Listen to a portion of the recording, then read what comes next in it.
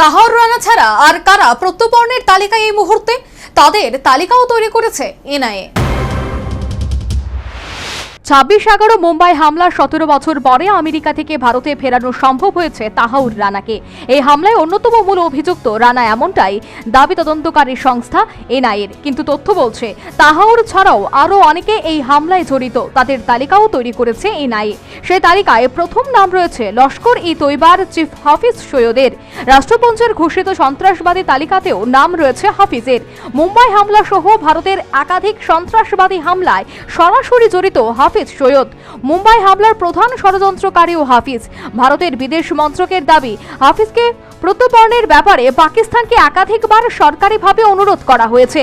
তার সন্ত্রাসবাদী কাজের তথ্য প্রমাণও পাকিস্তানকে দেওয়া হয়েছে, কিন্তু পাক সরকার তাতে কর্ণপাতই করছে না বলে অভিযোগ।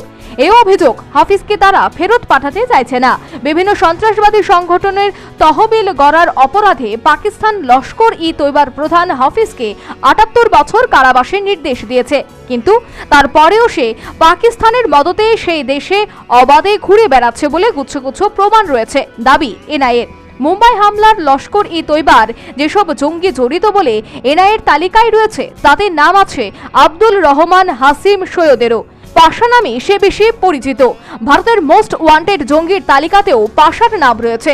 কুখ্যাত করাচি প্রজেক্টের প্রধান পাশা ভারতের স্থানীয় যুবকদের কাজে লাগিয়ে পরের পর বোমা বিস্ফোরণের ছক কষেছিল পাশা।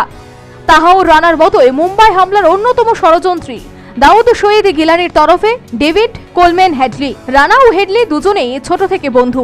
হেডলি এখন আমেরিকার জেলে বন্দী। সে পাক আমেরিকান নাগরিক। তার বাবা পাকিস্তানি, মা আমেরিকান।